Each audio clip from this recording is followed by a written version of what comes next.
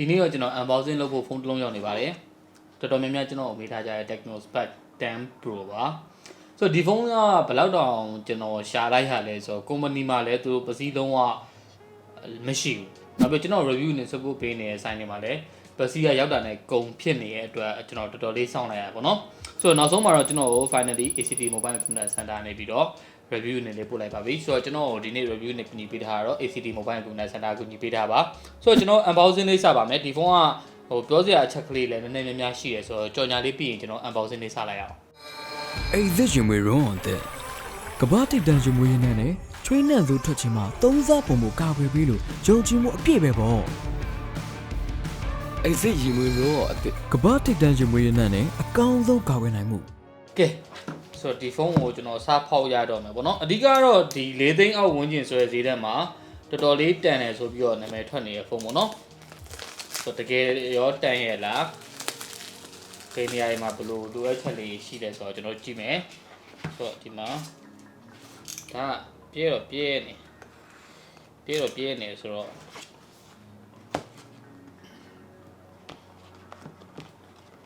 ကျွန်တော်အဓိကတန်တဲ့အကြောင်းကြီးကတော့သူ့ရဲ့ဒီ specification ပေါ့နော်ဒီမှာ3 megapixel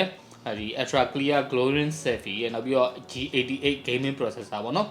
50 megapixel ultra clear rear camera တဲ့နောက်ပြီးတော့128 GB နောက်ပြီးတော့8 GB so storage က128 GB RAM က8 GB head wearing stereo glass ပေါ့နော်ဒါသူ့ရဲ့အရောင်ပြောဖြစ်လိမ့်မယ်နောက်ပြီးတော့90 Hz 6.8 inch ဒါတွေကတကယ်တမ်းကျွန်တော်တို့ဘယ်လောက်ထိမှန်မလဲဆက်ကြည့်မယ်ဆိုတော့ဟာဖုန်းကတော့ဖုန်းကိုခဏလေးထားလိုက်မှာပြကျွန်တော်ဖုန်းကိုသူ့ရဲ့ specification တွေမြင်ဖုန်းကိုကြည့်ကျင်တော့များပြီးတော့တန်းဖွင့်တာပေါ့နော်တခြားဘာတွေပါအောင်မလဲ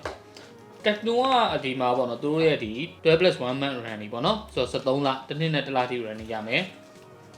ကျွန်တော်ဒါ user manual နောက်ပြီးတော့ဒါ running ပါညာပေါ့နော်ပြီးတော့တခြားဘာတွေပါသေးလဲဆိုတော့ဒီလိုမျိုးကာဗာလေးပါမယ်ပေါ့နော်ဆိုတော့သူ့ရဲ့ကာဗာကဒီလိုပုံစံလေးပါနောက်ပြီးတော့ဒီဘူးထဲမှာကျွန်တော်တို့ charging cable type A to type C နောက်ပြီးတော့ဒီမှာ headphone ဆိုတော့ဒါလေးပေါ့နော် headphone လေးပါတာကတော့တော်တော်လေးမဆိုးဘူးပေါ့နော်ပြီးတော့ဒီမှာ18 watt adapter လေးတစ်ခုပါမယ်ပေါ့နော်18 watt ဟုတ်ပါမလားဟုတ်တယ်18 watt adapter လေးတစ်ခုပါမယ်ဆိုတော့သူ့မှာပါလာတာတွေကတော့တော်တော်လေးပြည့်စုံပါလာရပေါ့နော်ဆိုတော့ဖုန်းကိုကျွန်တော်ခုနတည်းကြည့်ကျင်စောနဲ့ဆိုတော့ဒါလေးကိုဖွင့်လိုက်မယ်ဒီနောက်က sticker လေးနည်းနည်းခွာလိုက်မယ်ပေါ့နော် Tecno phone တော်တော်များများလေအရင်တော့ကျွန်တော်ကင်ဘူးတယ်ပြီလားနည်းနည်း baggy ဖြစ်တဲ့ပုံ heavy ဖြစ်တဲ့ပုံစံတော့သွားထားတယ်ဒီဖုန်းလည်းအဲ့ဒီတိုင်းပဲနည်းနည်း baggy ဖြစ်တဲ့ပုံစံ heavy ဖြစ်တဲ့ပုံစံသွားထားတယ်ဘာလို့လဲဆိုတော့ 6.8 inches ပေါ့ 6.8 လက်မှာဆိုတာနည်း size ကြီးတော့မဟုတ်ဘူးเนาะအဲ့အောင်မှာကျွန်တော်4000စံဒီဇိုင်းဆိုတော့ဖုန်းကပို့ပြီးတော့ကြီးသွားတယ်နောက်ဒီအခုလောလောဆယ်ဟောဒီအမဲရောင်ပေါ့เนาะကျွန်တော်နဲ့မလွတ်ကင်းနိုင်တဲ့အမဲရောင်ဆိုတော့ဒီအမဲရောင်ဖြစ်တဲ့ဆိုပေမဲ့သူကလက်ရလေးမထင်ဘူးကင်မရာဘန်းကဘန်းမထွက်နေဘူးကင်မရာဘန်းပုံစံအကွက်ကလေးလုပ်ထားတယ်အဲ့မှာ lens သီးသန့်ထုတ်ပေးထားတယ်ပေါ့နော်ဆိုတော့ design ပိုင်းလေးကတော့အများကြီးပြောစရာမရှိဘူးအောက်ဘက်မှာ type C ပေါက်ပါမယ် headphone jack ပေါက်ပါမယ် nice အပေါ်ဘက်မှာတော့ကျွန်တော် speaker ထပ်ခွဲထားတာတော့မရှိဘူးဒီဘက်မှာ sensor ပါမယ်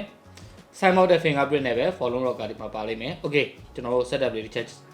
လုပ်ကြည့်ရအောင် One eternity later ဆိုတော့ကျွန်တော် setup လေးပြီးသွားပြီပေါ့နော်ဒီမှာ high OS 12.6.0 နဲ့လာမယ်ပေါ့နော် Tecno ရဲ့ high OS ကတော့အရင် smooth ဖြစ်တဲ့ OS တခုတော့မဟုတ်ဘူး block 1နည်းနည်းများမယ်တိုးတော့လေသူ့ဈေးတန်းဝင်ကျင်တဲ့အတွက်မှဆိုရင်သူ့ OS ကအရင်ပြောနေကြတော့မလို့ပေါ့နော်ဆိုတော့3,900လားမသိဘူး3,900 4သိန်းအောက်ပဲပေါ့နော်100ရောက်လာ1000ရောက်လာမသိဘူးဆိုတော့ဒီဖုန်းနဲ့ဒီဈေးနဲ့ကဒီလောက်ဘတ်ဂျက်ရှိတာလည်းအဆင်ပြေတယ်နောက်ပြီးတော့ water drop notch မဟုတ်ဘဲနဲ့ pan show ဖြစ်နေရလဲအဆင်ပြေတယ်ဆိုတော့ဒီဖုန်းကတကယ်ဒီ၄သိန်းအောက်ထဲမှာအပြည့်ပြောရတော်တော်လေးနည်းတယ်ဗျနောက်ပြီးတော့ဒီမှာ display ကလည်းမှာဆိုရင်မြင်တဲ့အတိုင်းပဲပေါ့နော်ကျွန်တော်တို့ဘာမှ Full HD အပြည့်လည်းရမယ်နောက်ပြီးတော့90 Hz တိလည်းသူ support လုပ်ပေးထားတယ်ဆိုတော့ display ဘက်ကလည်းဘာမှပြောနေစရာမလိုဘူးအဲ့ဒါပြောကျွန်တော်သတိထားမိတော့ကသူ့ panel quality ကတော်တော်လေးဆူဆူတောက်ရှိရပေါ့နော်ဆိုတော့ကျွန်တော်ဒီမှာ dark mode တစ်ချက်ပြောင်းကြည့်တိုင်းမယ် dark mode မှာဘယ်လောက်ထိသူ dark ဖြစ်နိုင်လဲပေါ့တော်တော်လေး dark ဖြစ်တာပဲမစိုးဘူးပေါ့နော်ဒါဆိုသူ့ရဲ့ display panel quality တော်တော်လေးကောင်းတယ်ပြောရမယ်နောက်ပြီးတော့ကျွန်တော်ဒီမှာ screen refresh rate ကို90 Hz ပေါ့နော် okay အဲ့တော့ကျွန်တော်ဒီ brightness လေးနည်းနည်းတင်ကြည့်အောင် brightness နည်းနည်းသူနည်းလားမသိဘူးเนาะbrightness ဘိုင်းလေးကတော့အခုဒီ light တွေအောက်မှာမလို့လားမသိဘူးကျွန်တော်ကင်မရာမှာဘယ်လိုနေလဲမသိဘူးပေါ့နော်light တွေအောက်မှာတိတ် on the margin ပဲကျွန်တော်ထင်ပြောမယ်ဆိုဟိုအပြင်နေရောင်အောက် direct sunlight တွေပိုင်းမှာဆိုတော့နည်းနည်းလေး visible ဖြစ်ဖို့ခက်ခဲလိမ့်မယ်တိုးတော်လဲဒီဈေးတန်းဝင်ချိန်မှာအဆင်ပြေနေတာပဲပြီးတော့ performance ပိုင်းမှာ G88 ကိုကျွန်တော်သတိထားမိသလောက်တချို့ phone brand တွေဆိုရင် gaming အတွက်ဆိုပြီးတော့အသားပေးပြီးကျင်ညာမျိုးလဲတွေ့ရတယ်အဲ့ဒါမှန်လားဆိုတော့မှန်တော့မှန်တယ်ဆိုတော့ဘာလို့လဲဆိုတော့ Helio ရဲ့ G series ဆိုတာ gaming အတွက်သူက GPU ဘန်းကိုအသားပေးထားတော့သူ့အပြင်မဲ့လွန်ခဲ့တဲ့နှစ်လောက်က chipset ကဒီနှစ်လိုမျိုးအချိန်မှာ gaming ဆိုပြီးတော့အရင်ကျင်ညာနေရမျိုးတွေကတိတ်အဆင်ပြေမယ်မထင်ဘူးပေါ့နော်အဲ့လိုမျိုးပဲဒီ G88 ကကျွန်တော်အထင်ပြောမှာဆိုတာ mobile legend လောက်တော့ကောင်းကောင်းကြီးဒါ light game မှာပေါ့နော် light game မှာဆိုတာဟိုကျွန်တော်ပေါ့ပ game လေးဆိုမှ mobile legend လောက်ထိပဲအမြင့်ဆုံးဆော့မယ်ဆိုတဲ့သူတွေတော့ကဘာပြဿနာမှရှိနေမှာမဟုတ်ဘူး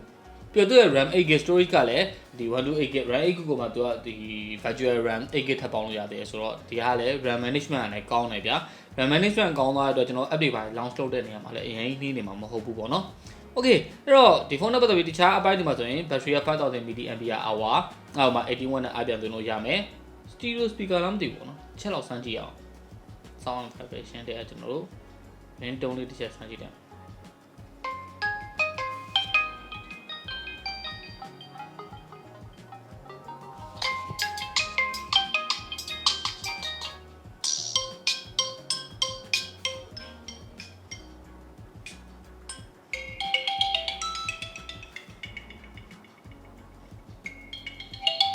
mono speaker ပဲပေါ့နော် mono speaker ပဲဆိုတော့ဒီနေရာမှာတော့သူနည်းနည်းလေးလိုရလို့ပြောလို့မရပြန်ဘူးဗျဘာလို့လဲဆိုတော့ကျွန်တော်အခုချိန်မှာဈေးနဲ့သူ့ပါလာ spec နဲ့ပြန်တွက်ကြည့်မယ်ဆိုရင်တော်တော်လေးကိုအဆင်ပြေတန်တဲ့ဖုန်းတစ်လုံးကို